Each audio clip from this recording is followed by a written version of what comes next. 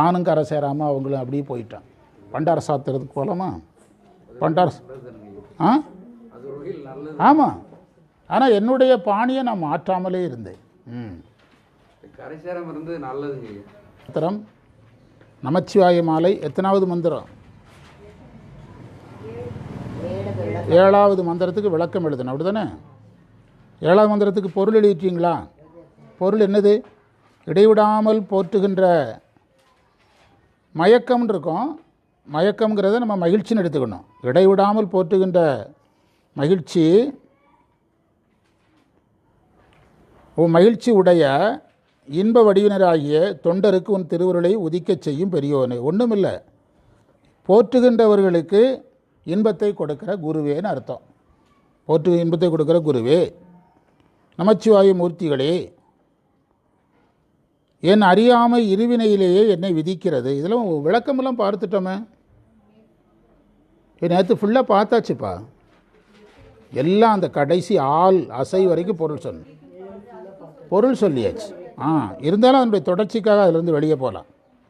என் அறியாமை என்னை இருவினையில் செலுத்துது, ஆணவ மூலம் தீயனை சதி செய்கிறது. இப்படி இருக்க நான் உன் அருளை எப்படி பெறுவேன்னு கேட்டார். கிளியரே இல்லையா? நேற்று இது போடலை, நேற்று மைக் போடலை. ஆமாம், அதான். நேற்று மைக் போடலை. அடுத்த மந்திரத்துக்கான பொருள் எழுதுங்க. 8வது மந்திரம்.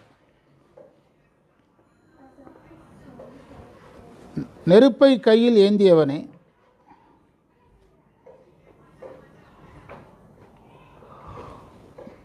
தவம் செய்பவர்களுக்கு அமுதமே,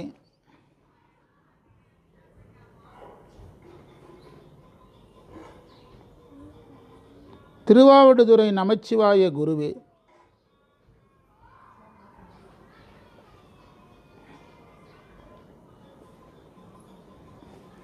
சிற்றின்பம்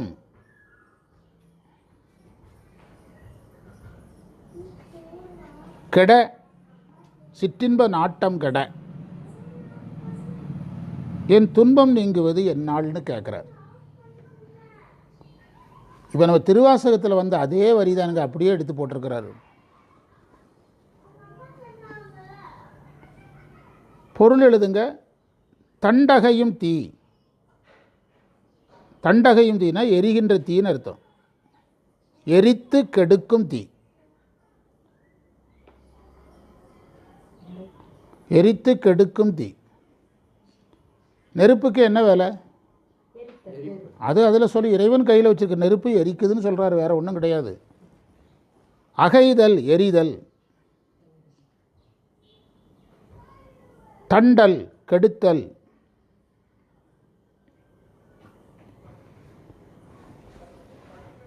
இவ்வளவு நேரம் சொன்னதை சுருக்கி சொல்லியும் சொல்லியிருக்கிறாங்க. அளவில்லாத ஆற்றல். இவ்வளோ நேரம் சொன்னதெல்லாம் அளவில்லா ஆற்றல்.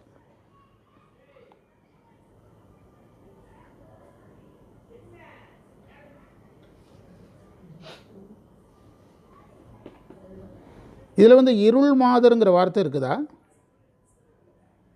முதல் வரையில் இருக்கு பாருங்க. புண்டகைய நற்றகிலை பூட்டி இருள் மாதர்.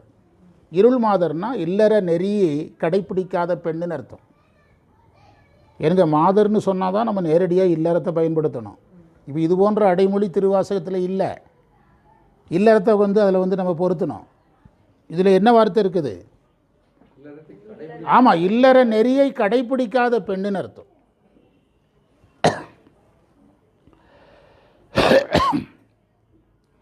அந்த இல்லற நெறியை கடைப்பிடிக்காத ஒரு பெண்ணிடத்தில் ஒருத்தர் பழகுனான்னா அது அவனுடைய அந்த பயணம் அவனை மேலும் உயர்த்துமா தாழ்த்துமா? அதைத்தான் பதிவு செய்கிறார்.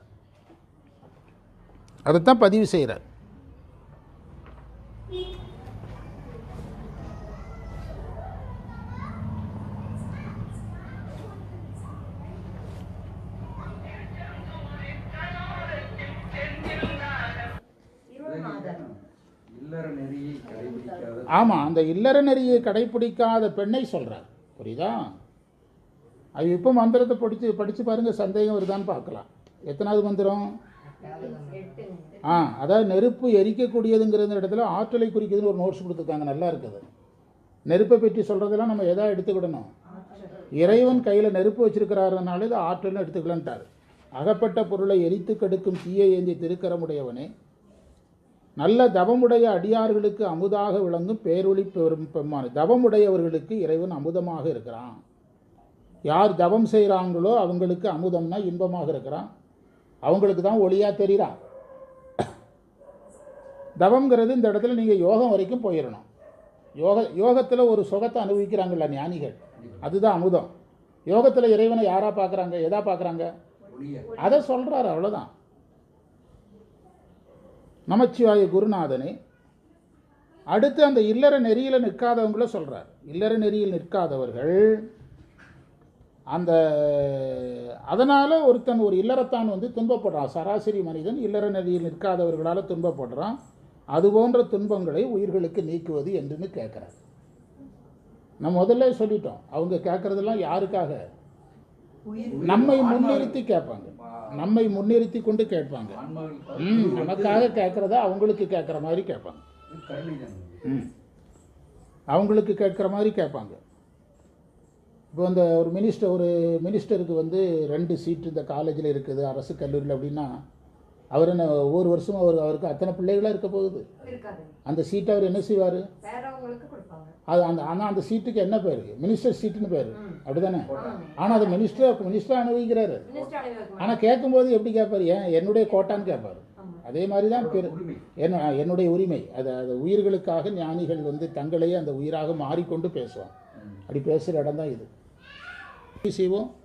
இன்று நமக்கு கிடைத்த அனைத்து சிறப்புகளையும் நம்முடைய குருநாதர் சம்பந்த சரணாலயடிகள் திருவடிகளில் எண்ணமலர்களாக சமர்ப்பித்து எதியமை பணிகொள்ளும் ஆரது கேட்போம். எம்பெருமான்கள் எழுந்திருள் நாளை பணி நோக்கி செல்வோம். சிவாயனம் சிவாயனம். வெற்றிவேல் முருகனுக்கு அரோகரா. சிவாயனம்.